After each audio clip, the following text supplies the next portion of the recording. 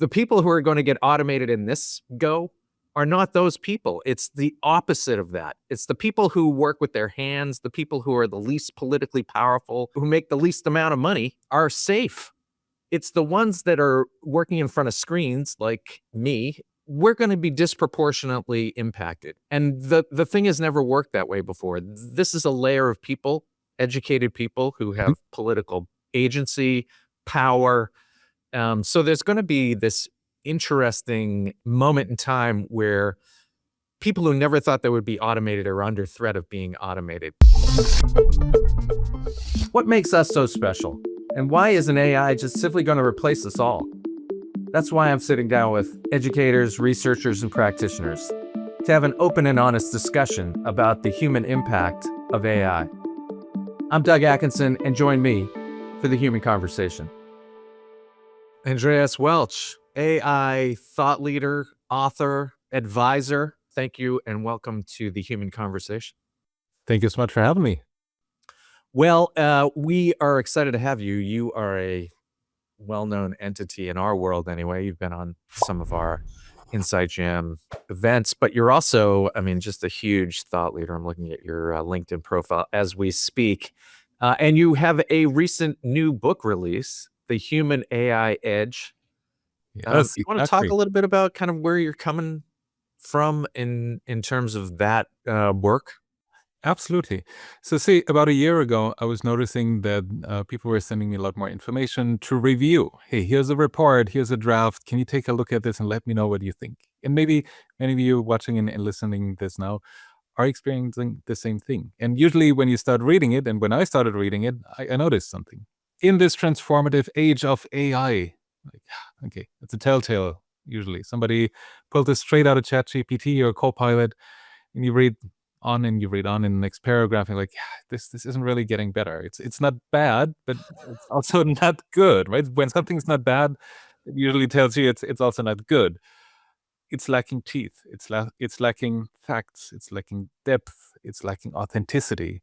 And so I was starting to see more and more of that. And as I was giving leadership trainings, senior leaders shared with me too. Hey, I keep getting all these meeting summaries and action item lists out of this meeting and that meeting, that meeting. It's not just one team member doing it. It's 10, it's 20. I'm drowning in this kind of information and I don't even have a need for it. Right? That's why we have one-on-ones. That's why we have regular check-ins. And so by seeing this pattern, I was wondering, how can leaders actually address this? Because leaders are stuck between a rock and a hard place these days. We've always been in that place for a long time. That's why we're leaders. But from your most senior leadership, from your board members, from your president saying, we need to do AI, we need to roll out AI, we need to find new efficiencies and new productivity gains, to your team members saying, yeah, I use AI, but maybe I don't tell you because you might think I'm lazy or I'm incompetent, or you just give me more work. We're seeing this AI slop, this low quality content being created. Right? And it fills up our inboxes and somebody needs to read it, or they give it to their AI assistant, say, summarize this for me because I really don't want to know all of the details. So how do you balance this encouragement and empowerment on one hand with still developing high quality information and content and results? Because at the end of the day, that's what your customers, what your business stakeholders pay you for. It's funny you say that. I use AI. I call it, a collaborator, and I use it quite aggressively, and I've gone through this spectrum of awareness of first thinking this is the greatest thing I've ever used in my life in terms of just raw volume of ideas and new inputs of thinking that you just don't have access to. It really is like a consultant that has kind of this 100% pristine understanding, or at least knowledge of all of these things that you have a passing idea might be relevant. And so it brings in this relentless pile of ideas and notions and quite frankly, wrong turns that you end up going down to the point at first you're like, holy mackerel, this is the greatest thing ever. And then at some point you begin to turn the corner and you're like, I don't need any more of these. Yeah. I can't process what's coming in anymore. There's no way to put clarity around all of this kind of soup of, which I wouldn't call all slop. I just say No. it's just overwhelming. See, we've solved a significant problem in the technology industry, or the technology industry rather has solved this problem. And there was the time to generate something was usually relatively long. You needed to research information, you need to synthesize it, come up with your own ideas, articulate a hypothesis, prove or disprove it, write about it, and then publish it and get it into the world. Now it's a matter of a couple of seconds, maybe a couple of minutes if you use deep research on some of these assistants, but it does not absolve you from doing good work and from knowing what you're actually writing about or what your assistant is writing about. You were never off the hook doing great work, by the way. Now it just becomes a lot more apparent when you do take shortcuts, or when someone takes a shortcut. Well, you have to sift through all these kind of semi-baked ideas that you have been collaborating on and get down to, okay, what is going to be the output here? I can't keep chatting and going down these iterative paths and then to the point where you kind of run out of tokens. you Right. got to reboot. Yeah. And you're like, what do I do with these? And you look at your chat history and you're like, oh, God, there's some good ideas in there, but I wouldn't know the first place to look. That's right. So at the end of the day, it comes down to putting things into action, right? Nothing ever got done by just having great ideas. Even the greatest ideas started with a first step. So you need to figure out what is the first step for you. And that's where I think the human judgment remains so critical. Yes, you can have AI write beautiful reports and emails and what have you, and inundate you with ideas that you don't know where left and right is at the end of the day. But you need to apply the judgment, and you need to have enough domain expertise to be able to tell, is this right? Is this good? Is this accurate? What else is needed? Whether you need to have that knowledge to, again, prompt your AI assistant and say, can you add this, leave out that, look for this source? Are you sure you've incorporated all of the concepts? Is there anything that's missing? These kind of things. But you need to have a basic level of understanding in that domain. At the same time, I'm seeing that many organizations, especially in the US over the last 12 to 18 months, have said, we are slowing down our entry-level hiring. AI will do all of this work soon. Now, we don't need entry-level people. AI will handle that. And personally, while I think it's a very big and bold claim, in many cases driven by the software industry and by vendors in consultancies making these claims, the fact is that you still need to have your own expertise in-house. You as a professional need to have some expertise, again, to guide these tools. And one of the concepts that I explore in the book too is, if we move from a pyramid as an organizational structure that's existed for the longest time to one where we cut out the bottom as this moves up, right? It becomes more of a diamond, becomes more of a kite, and eventually a tiny spear. We're seeing startups in this spear-shaped, a few founders using many agents, many AI agents that specialize in different domains. But to me, the question is really coming from pyramid to diamond to kite. Who's your talent bench? How do you build that talent bench when your more senior experts and leaders phase out of the organization, move on, retire, what have you? Who's going to succeed them? Agents? Probably not. This has been my point all along. My analogy is, how does a corporate ladder work if there are no rungs at the bottom? You can't actually get on the ladder. Exactly. And so there's going to be a problem, because, I mean, truth of the matter is that it's, as it currently is developed, these chat interfaces and the outputs that these LLMs deliver is better than what you would get, honestly, for some entry-level minion that you would go task to go learn all about whatever the subject matter is and bring back a report in, as you mentioned, in some period of time. I mean, this is just naturally going to destroy those, base coders, the people that develop the software. I mean, it's already happening. I mean, it's eliminating the need for a, entry-level computer science degree, computer engineering. I mean, there is a problem coming. And so, how do organizations think about this? Because they don't necessarily have to get rid of the people. They're just going to be kind of compelled to by the nature of their for-profit mindset. And I think that's the crux of it, right? If you're quarterly incentivized and you need to report quarterly numbers out to the street, if you're publicly traded, you're more likely to optimize for these goals. And what I fear is that organizations pursuing that path are rather optimizing for the status quo, right? We can do the same thing, but with fewer people and with more technology. But what I also see that they're missing is that opportunity. What if we gave everyone AI? Let's talk about it that broadly, and they became 10x more productive. What else could we do that we are not able to do? What new products, services, offerings can we bring to market? How can we work differently with our customers, strengthen our customer relationships, increase revenue, increase our bottom line as well? These kind of things.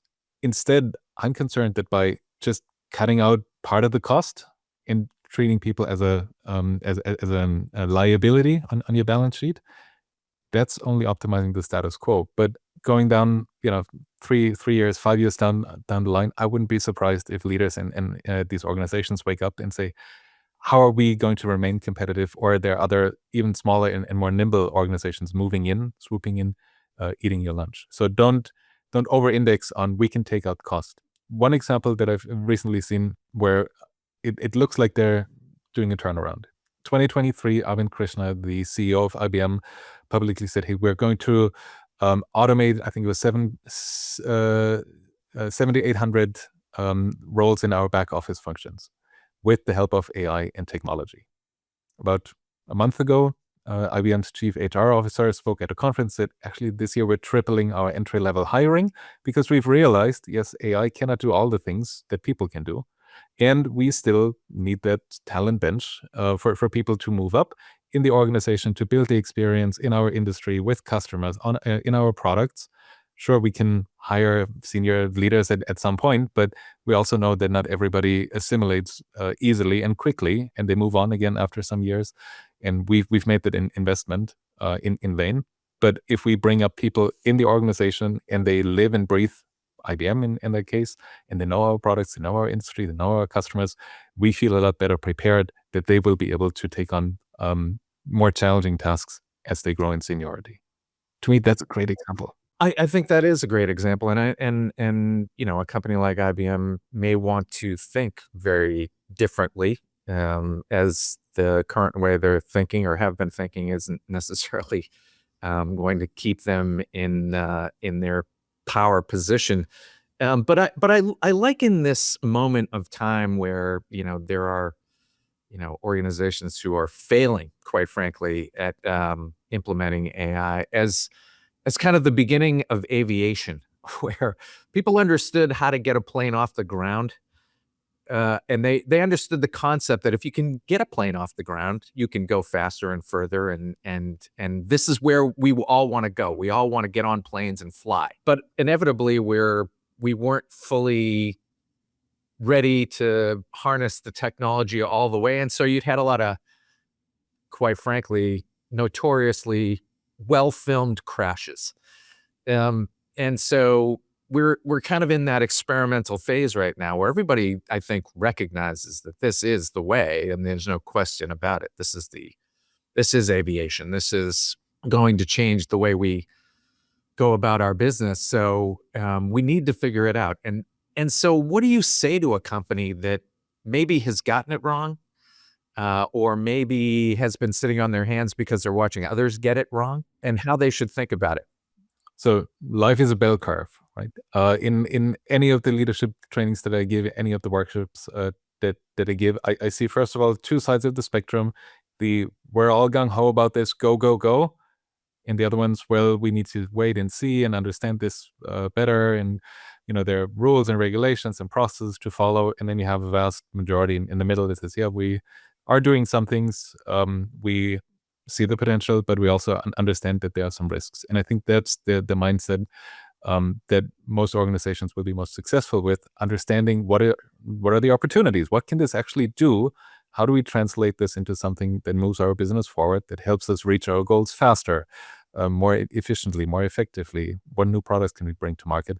But at the same time, let's not be too loosey-goosey with the rules and regulations and requirements, because at the end of the day, we do handle sensitive data, personal data, confidential data.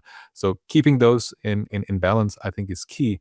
But organizations that understand that AI and technology itself is an enabler for achieving a business's strategy and goals, they are usually a lot better prepared than the ones that see it as a new shiny object and we should boil the ocean and find use cases for this technology. Usually it's, what's the business problem?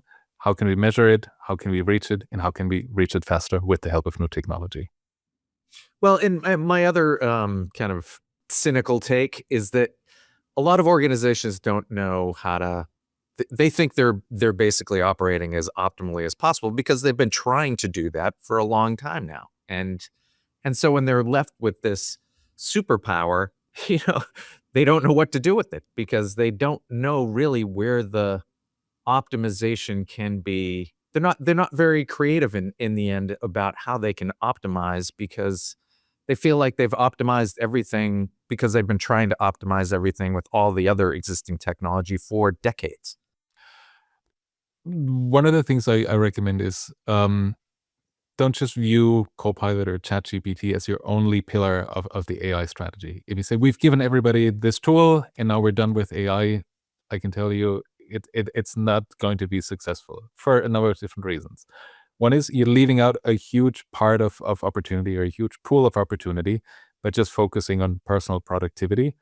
And the second part is a lot of organizations that are rolling out these tools to their team members and to their employees are neglecting the training part. How do we bring people actually on board?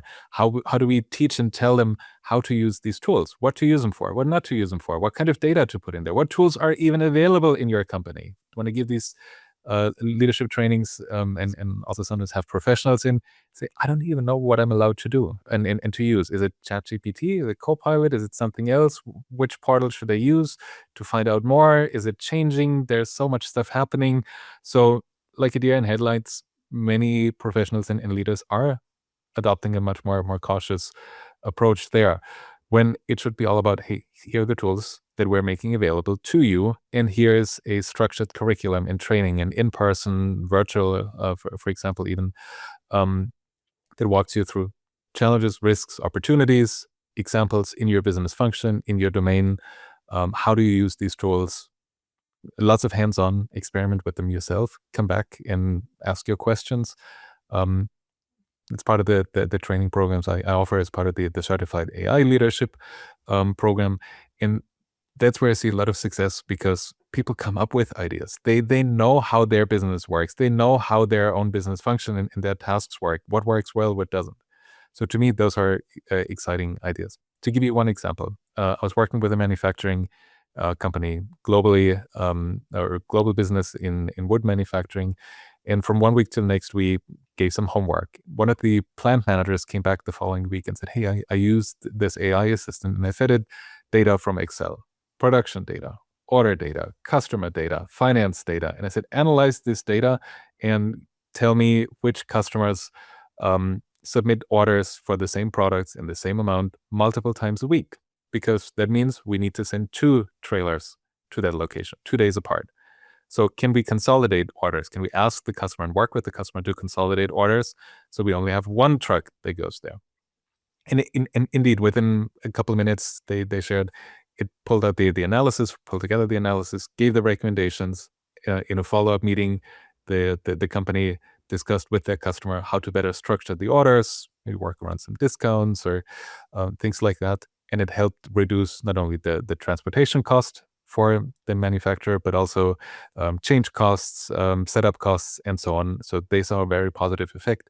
None of this came from a month-long project and lots of data cleansing and getting 50 people in the room to agree on something. One plant manager, maybe a handful of Excel sheets, and a quite powerful AI assistant.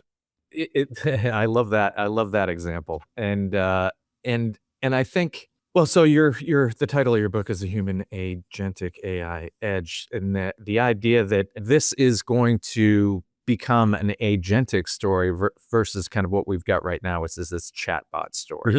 Let's face it, it's ChatGPT is. I actually, behind me I have a copy of Lotus 123, and over there I have a copy of, or I have the original Apple iPhone, and the reason why is because 123 was the killer app that finally unlocked for businesses why they should have a computer at all. It was this first spreadsheet, other than VisiCalc, but honestly, the first kind of massively adopted spreadsheet. And people don't remember, but the first iPhone didn't come with apps.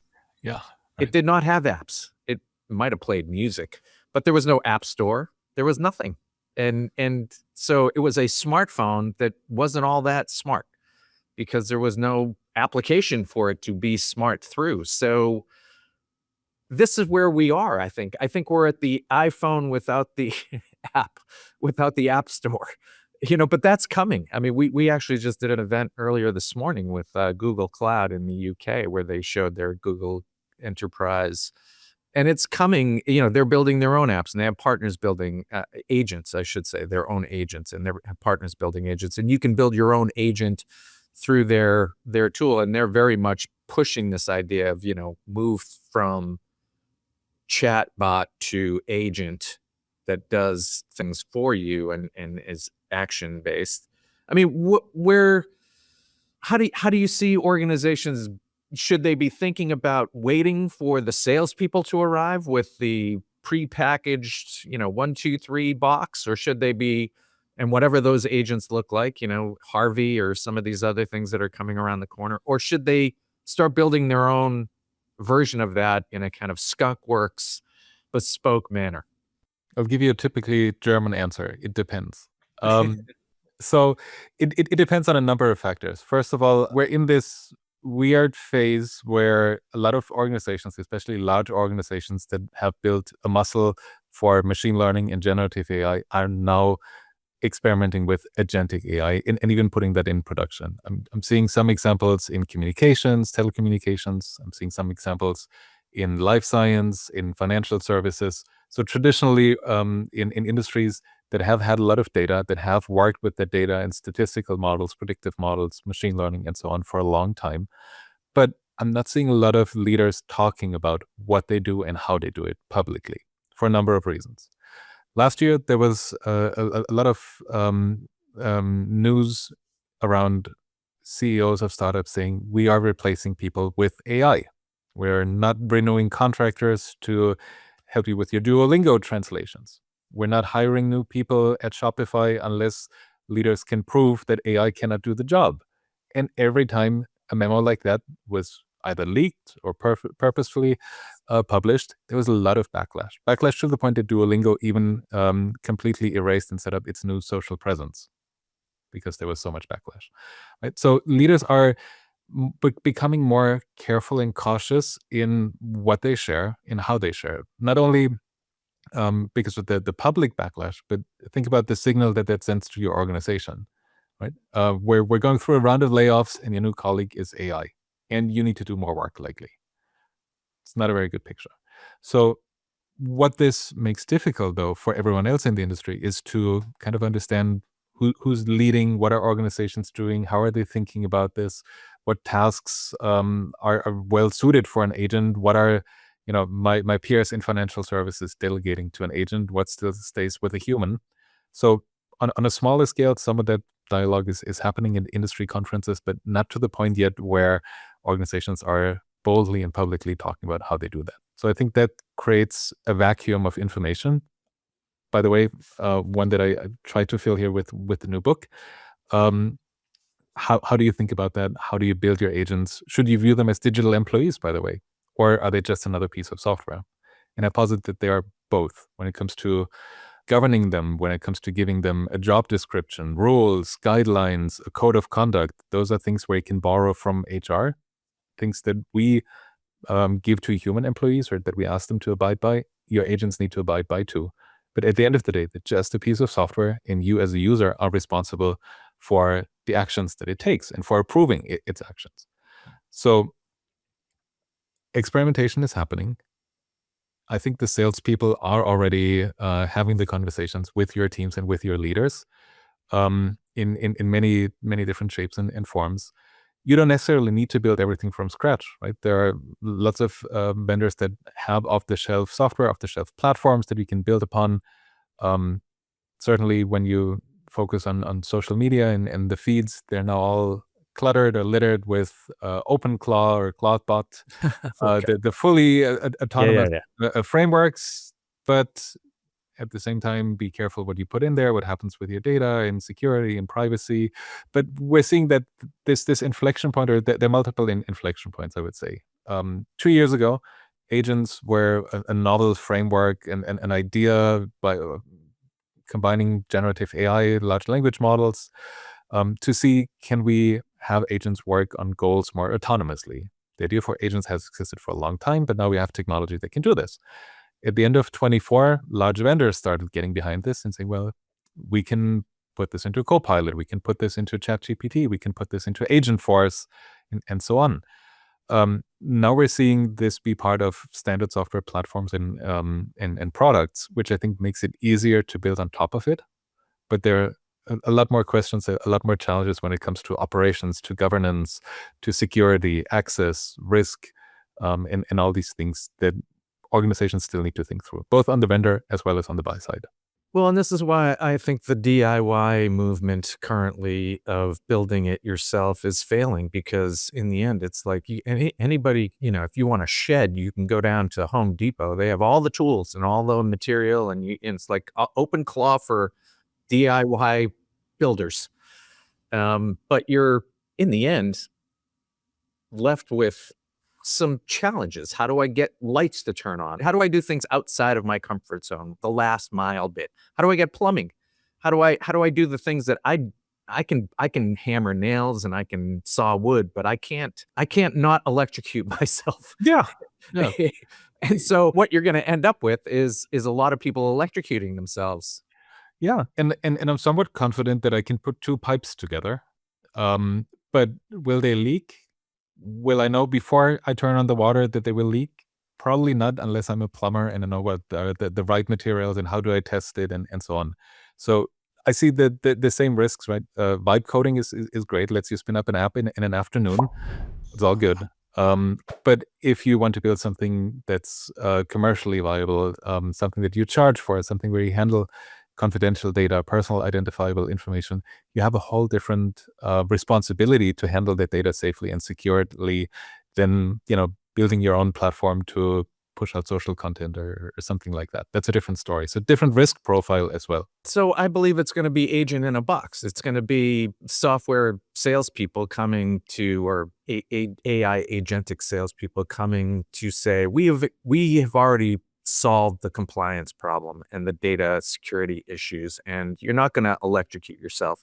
It's built pristinely, and you can due diligence the heck out of it, and in it you'll find that it's safe and secure, and it does things that you didn't even realize you needed to do or wanted to do. Because we've have so many inputs at this point that we've come up with so many ways.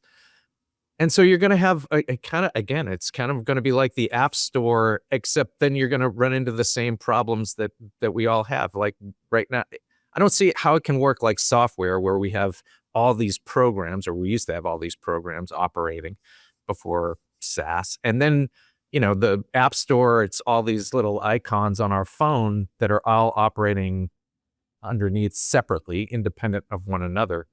I mean, at some point, is there going to be, do you see, project it out a little bit. Do you see a platform beginning to kind of, and maybe it's a Salesforce, or maybe it's a Google, or maybe it's Open AI, or whomever, as kind of the provider of the entire agentic suite that all integrates and works within itself and is all contained and secure? So there are a few observations that I'm making at the moment. One, just building on the DIY analogy. I think it's important to DIY your shed right now, because First of all, you're starting pretty much at the same level as everybody else is, all your neighbors in your neighborhood. So by going to your hardware store and buying the materials and figuring out how does this fit, how does this work together, and how do I build it in a way that it doesn't come crashing down on me, you're actually learning. And I think it's that early phase of AI and of agentic AI where we have the luxury to learn. 3 years down the line, it'll be expected that you know how agents work. Now you can figure it out. And you're not losing a lot of time because everybody else is kind of figuring it out too. And there's new information coming out every day, every week that you can learn from and incorporate. So I think the best time to learn the foundations is really now, as we're all figuring this out. Um, Nobody talks about TCP, IP, and DNS anymore at the foundational level. How does this work? How does your browser know where to get the data from? We expect that it works, but at some point, somebody, DNS admins, network admins, they need to know how TCP/IP, how DNS as protocols work, and things that are foundational to the internet today. So, in a similar way, I'm expecting this is what's happening right now with agents. Who's emerging as the leader? I would say right now, no one. We're so early. It's so fragmented. Every vendor claims they have agents. They have an agentic platform that is obviously optimized for their SaaS product or their ecosystem, which is fine. And to be expected. But the bigger question is, how do you orchestrate? How do you get them working together? Protocols like the model context protocol that let you call different tools and applications, protocols like agent to agents, created by Google, they're going in that direction that there's more exchange of information between agents, but you will very likely need some kind of orchestration, some kind of abstraction that says, here's what I actually want to do. And do I use this agent or that agent over here? Or is it a combination of all three, depending on the task that I need to do and the systems that it spans? And those standards are starting to be created, right? There's the AAIF, the Agentic AI Foundation, which is a consortium of all the largest technology companies, effectively. Not all of them, but most of them, who are building out those standards, protocols, connectivity, which is inevitable. That's what happened on the internet. It's what happens for, software. So that all software was originally, 3 by, floppy disk, or then, Yep. smaller versions of that, and then CDs. And so I get that. My other concern is that it's overwhelmingly, it'll be overwhelmingly compelling for organizations, that the companies are going to come to them with prepackaged solutions that they didn't even realize that they would even think to create themselves, right? So here's the shed, it's built. And more to the point, not only does it have plumbing and a bathroom and lighting and so forth, but we put in a sauna, and you didn't even realize you wanted all these things.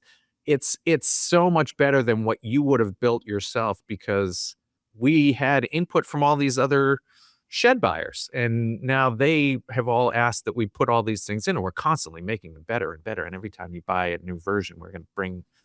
So I don't see how organizations aren't going to be able to just absorb all that. They're gonna have to.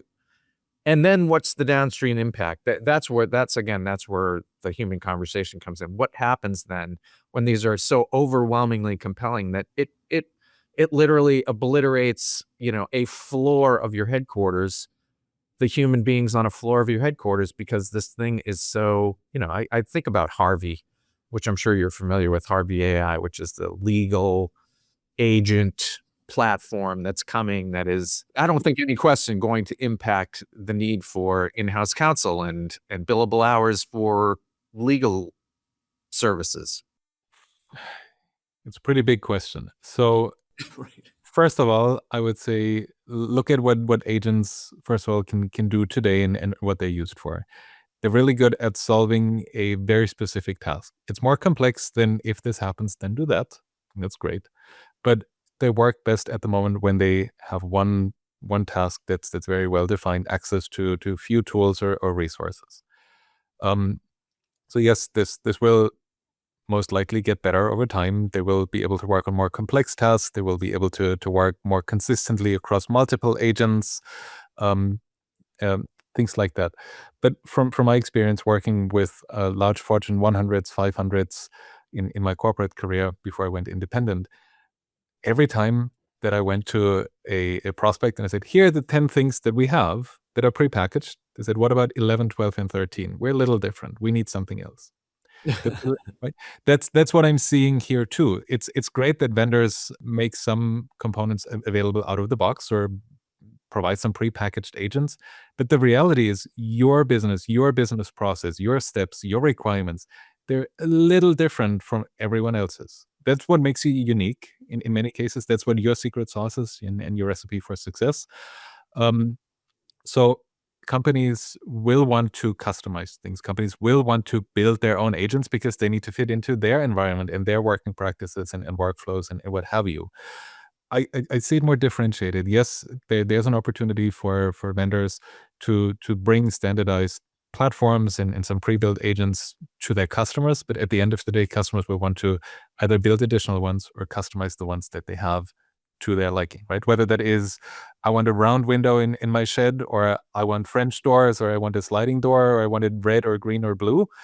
Um, there is some level of customization that organizations typically ask for. So Well, and that's I think they're used to that now with software as a service. I mean, I think of the classic software as a service tools as highly customizable within, you know, the realm of what's possible, but they've been built to be customizable, and they add so much functionality that almost nobody uses everything that's available, but you can pretty much go anywhere you want with one of the more well-developed and sophisticated software as a service enterprise solutions, like a Salesforce. I mean, that has been around now for 20 years, and it's incredibly customizable. for sure. But so since we're talking about SaaS, right? A couple of weeks ago, there was this term of the SaaSpocalypse going through media, and Right. financial Yeah. analysts started to divest in software stocks because hey, the AI labs are bringing out new technology that can Yes. revolutionize financial services and the legal Right. industry, and that can now write COBOL code. And IBM stock dropped by 15% overnight, Yep. or within a day. So just by these announcements and press releases, there's a lot of concern, a lot of angst in the financial markets. Whereas about 6 months ago, analysts would have said, "So, software vendor XYZ, how are you making money? How are you making more money? What does your AI enable for your customers? How are you becoming even more profitable?" All of a sudden, they said, "Well, whoa, whoa, whoa, whoa, whoa! Looks like this is really happening. This AI stuff seems to work." And SaaS might become less relevant anymore. And there, I would caution, because we've seen this too, going from client server on premise to the cloud. Many of these transitions are not snap of a finger overnight, and everybody is on an agentic version of something or has built their own agentic stack. These are longer term transitions. These are 10 years, 15 years, 20 years even. And I expect this rather to be an evolution of SaaS towards agentic AI instead of snap a finger and Big Bang approach. And now everyone dumps SaaS, and these companies no longer have a moat. But it's difficult for software vendors now figuring out what does that transition look like. What can we do? What can we reliably do? Right? If the numbers in your finance system are mostly correct most of the time, but you need to figure out if this was a correct run or an incorrect run. That's difficult. So that's one part. But the other part is then also, how do companies still make money? And you can be pretty sure that the software industry and many vendors have this front and center and on their agenda right now, and have had it on their agenda for a while.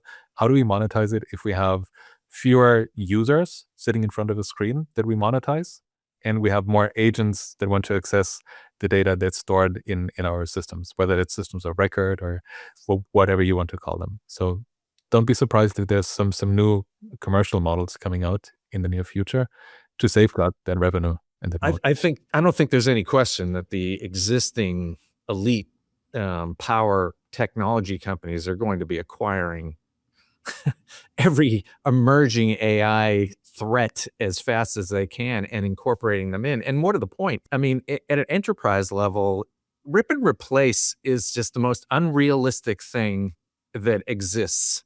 Any thinking that all of a sudden agents are going to come along and just replace everything that's already in place for ERP and Yeah.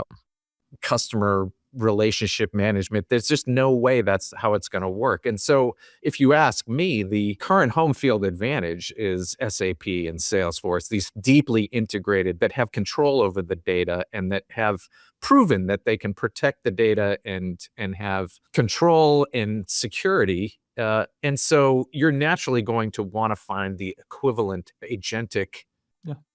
service that they offer that's already integrated into Informatica or to whatever it is that I already use, because that's safe and I don't have to train everybody on everything we currently use.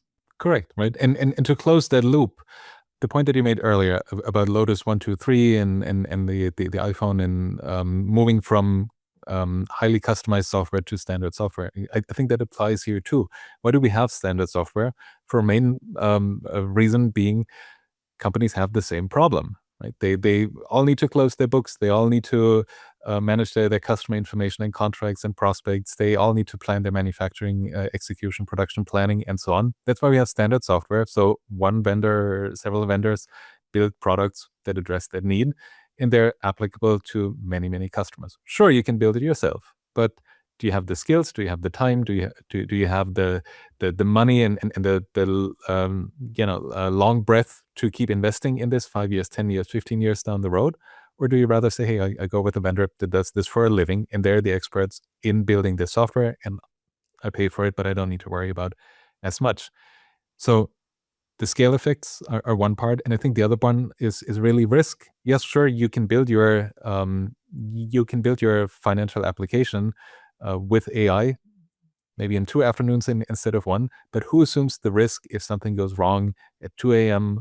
on a Sunday when your developer is in bed sleeping? If you have a hotline, if you have a service contract or a support contract, you call your vendor, you put in a ticket, right? They are there to help you. So you offload some of that risk too to a vendor. If you build this yourself, you assume the risk yourself. And if you're quarterly incentivized, or if your bonus depends on your uptime and whatnot, not being in the news, getting bad press, you'll think twice whether it's worth building something and being at the cusp of it, or whether you work with vendors that do this for a living for you.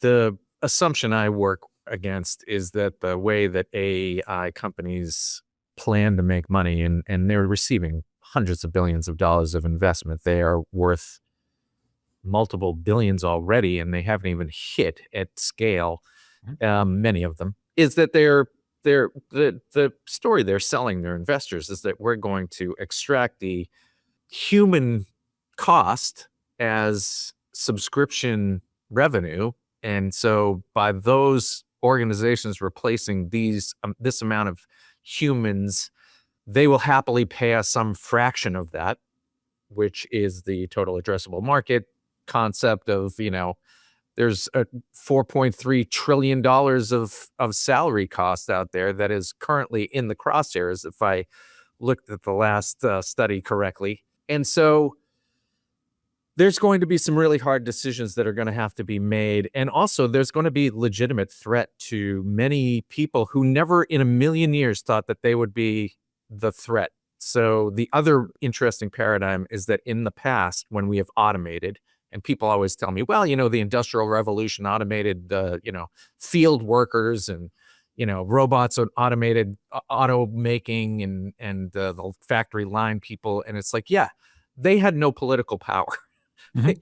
The people who are going to get automated in this go are not those people. It's the opposite of that. It's the people who work with their hands, the people who are the least politically powerful, who make the least amount of money, typically, are safe.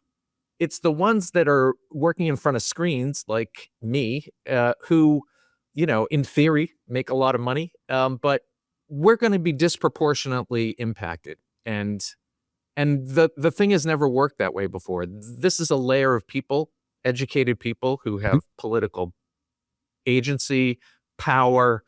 So there's going to be this interesting moment in time where people who never thought they would be automated are under threat of being automated.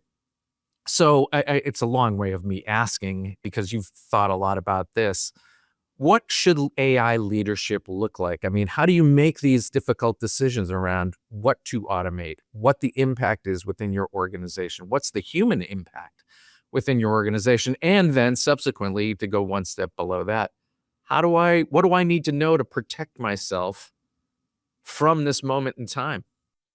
So let's start there, because I think the individual level is the one that's the most actionable one, right? You can take ownership of your situation, as good or as uncertain it might seem. And my recommendation is typically, if you are not already using some form of AI, ChatGPT, Copilot, Cloud Gemini, do experiment with it. Find information or sign up for trainings. Maybe your company offers some of them. How do I use these tools? How do I prompt? How do I use them as an assistant rather than a better Google search? I think that's the first big step. What are the challenges, risks, and opportunities of these tools? They're not infallible. They create hallucinations. There's some bias. Those are usually some of the things that I raise awareness for in trainings that I give.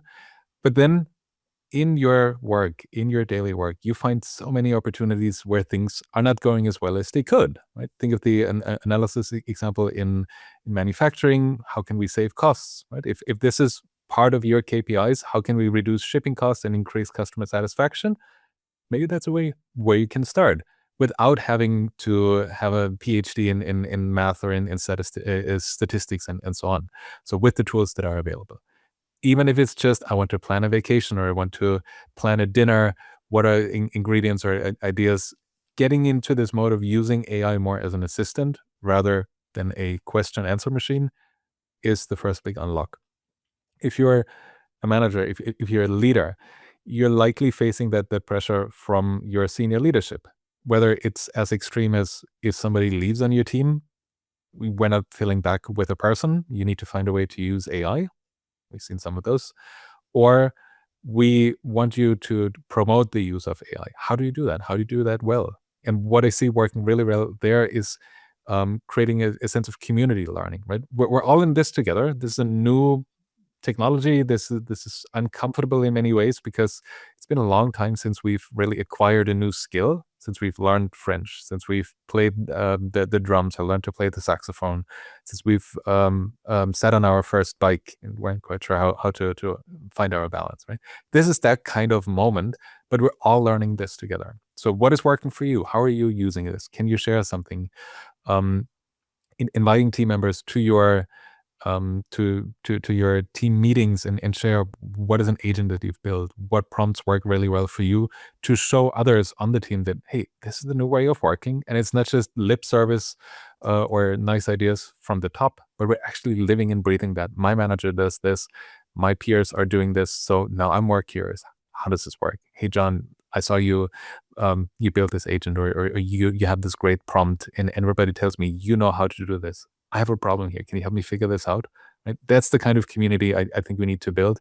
And then I think that the realism, the further you get to the top, that yes, there's a lot of hype and promise in the technology, um, but it's probably still a good way away to realize a lot of this automation potential. And we still want and we need people to have to be in the loop, to give instructions, to review, to correct what the system does. So how do leaders overcome the hesitancy that would be naturally a human concern with regard to, you need to incorporate this, even though but it's not here to take your job? I mean, how do you get that leadership? What does a leader present in terms of how to incorporate AI that doesn't necessarily create an immediate threat and resistance within an organization? I think it takes real leadership and real courage to share what you see. It's hard for leaders, obviously, and difficult to say, this, I want you to use this, and I can guarantee that there will be no impact to your role, right? Who knows? There might be other factors impacting your business that they need to drive some tough decisions down the line. But I think an open and honest and transparent dialogue, to the extent that you can, to say, look, first of all, this is how we are going to work going forward. At some point, we replaced fax machines with email. Most companies did, except my doctor's office. Um, right? But we're at a point where this has become a new and accepted technology. At one point, at the end of our resume and the skills, we wrote Microsoft Office proficient or Excel proficient, Word familiar, something like that, right? We're at this point where this is a new skill. We're all learning this new skill, and we need to learn it because 5 years from now, 10 years from now, there's no question that people know how to use AI and use these assistants. So almost in an interest of self-preservation, you need to learn this because it's going to be expected going forward. So starting small, finding ways to plug it into your daily routine, whether it's at work or at home, just to get more accustomed to how does this work. It's always a helpful assistant, never shuts up, always has another suggestion. I can help you with this too. Right? So where do you draw the line in the sand? Where's your judgment that comes in so you don't over rely or over delegate to AI? These are some of the things and skills you need to learn. And again, if you're at the top of the organization, yes, there's a lot of potential, but I think it'd be very very naive to think that this is going to replace all of your people or the majority of your people. Well, so I'm on X quite a bit. It seems to be the most kind of vibrant community around what's happening. But it brings out, all the hyperbole of, I was in Claude Code and Open Claw and I built, an entire marketing department and, overnight. And now I can, there's a lot of that too. And as you read your feed, and my feed is very AI centric, you do begin to feel like, oh my God, I'm falling behind. I don't know what's happening here. Is that really happening? Are people able to literally like transform? Good. Are there going to be billion-dollar businesses that are run by some kid in his parents' basement because he's got a swarm of agents operating all over the place through, some AI development? I mean, how far should people get to, I guess? I mean, I get how, we all should be using ChatGPT and so forth, but should we be getting OpenClaw? Should we be going down this idea of pushing into Claude Code and so forth? I think that depends on your role. If you're more in a technology role, I would say try to learn and absorb as much of the information as you can and try to get hands-on with these tools. The approach that I usually pursue is be largely aware of what's in the news. Um, I mean, there's so much noise in any given week. Not everything stays for more than one news cycle, but keep an eye out for the things that do stick around. The ones that you see, 4 weeks down the line, 6 weeks down the line, maybe even 12 weeks down the line.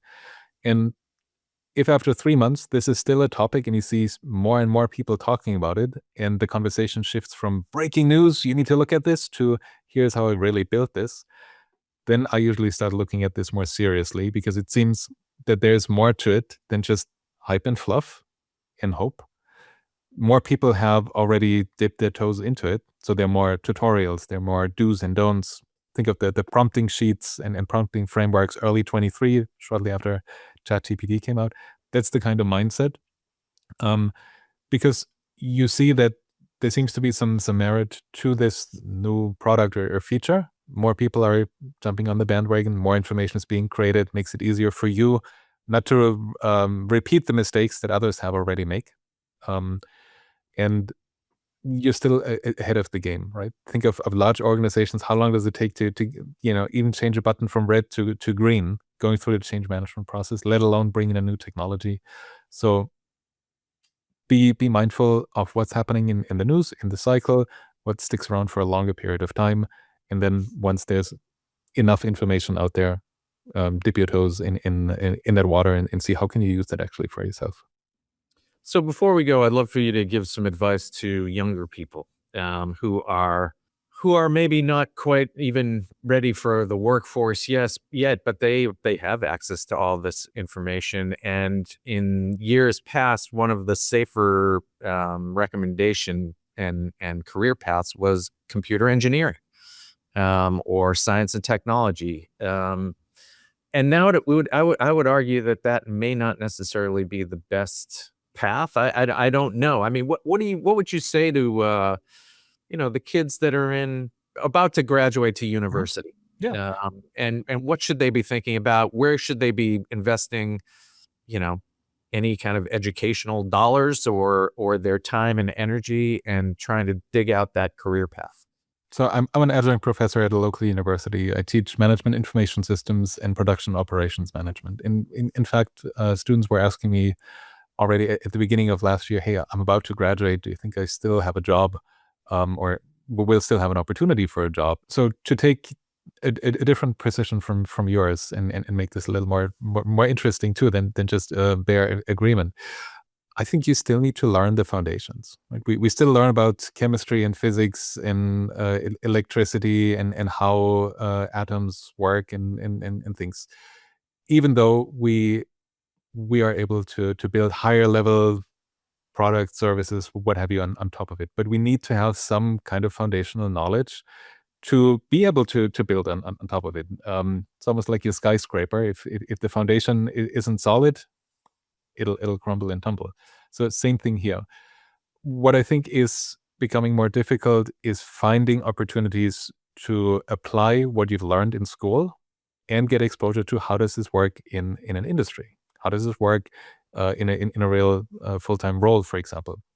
And I think there, um, just because it's become easier to build your resume and tailor your resume to the job description, all of a sudden you have tons of highly qualified candidates, whether that's for internship roles or for professionals too.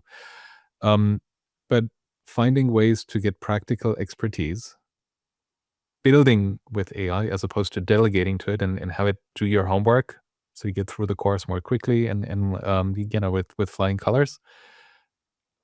That's, I think, where we need to get to. Practical expertise, not easy to get it if you're not able to, get to the recruiter. So good old nepotism. It seems to work these Yeah, days, yeah.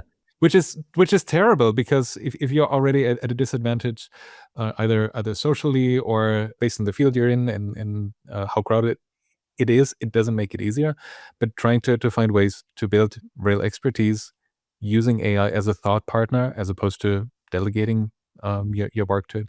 I think those are the important things. And if you have a chance to be paired up with a more senior level person, learn from them, but also share what you're seeing, where things are going. It's great advice. It's interesting. There used to be a time when brilliant computer scientists were almost expected to be awkward socially or within the workplace, and that was okay because of their unique, value as the elite coder or whatever they were. And if that is now becoming more commoditized, at least some of it, then you do need to give some thought to, how you comport yourself in general. And so I think this does get to the whole point of soft skills and durable skills and these kind of secondary skills rather than just the raw ability to compute, if you will, as a human. Yeah, I think it shifts, but there's also a paucity right now because we haven't really defined what does an expert look like with these new tools, or when tools enable anyone to perform at an expert level. How do you become an expert? How do you stay an expert? And what's the path for an expert to get even more expertise with the help of these tools? So right now, a lot of the conversation is we cut out the bottom. We don't need entry level roles. AI will do this. The people that have access to AI perform at an expert level, but then how do you build that foundational expertise to even know is this right what AI is creating and what it is producing? How do you become a good reviewer if you're no longer the creator? Isn't Creating that isn't this the science fiction of the whole moment? That isn't this where it all becomes, the whatever they call that, the singularity, where that's the singular question is what happens to us and what happens to and we could have another whole conversation about this. What happens to our value? How does that impact our mental psyche and so I love that you bring that up. It's also part of the book. Because I was thinking about this quite deeply. How does work change, right? Where probably many of us and many of you listening and watching this are used to getting praise from an early age on for doing a great job, right? Whether it's the little chores, helping clean the dishes, or tidy up your room and what have you, getting good grades. So we're praised for achievements. And at work, in many cases, we're praised for a good outcome. Well, the outcome, you can argue AI can now create, at least to some point. So we need to think a lot more about who are we impacting, who are we influencing, what are we doing, and for whom? Who is my customer? What will they do with the information? So we need to shift from just the bare outcome to what is the impact that we're having. On a second level, we need to think about what is our value at work, right? Is it just to be here and move things from one spreadsheet to the next and sit in meetings all day? Probably not, right? So how is that changing when AI can help us do more, or more negatively framed, cuts out part of the work that we're actually paid for? And then the last one is, how do we create results with a high level of quality but faster, as opposed to just, we've achieved this, we've accomplished this, and that's why we get the pattern on the shoulder. But what is that impact again that we're really driving? So something you'll find in the book as well. I think that's part of the leadership task and leadership role now, is to define who are we actually serving, how do we measure outcome, and how do we reward it as well, right? Andreas Welsch, thank you very much for being part of the human conversation. We would encourage everybody to check out the Human Agentic AI Edge. You can get it on Amazon. You can listen to it part of a podcast or as a audiobook. Oh, that's great. Very much appreciate the time today. Best of luck. It's a great book, and we are looking forward to talking to you again soon. Fantastic. Thank you so much for having me.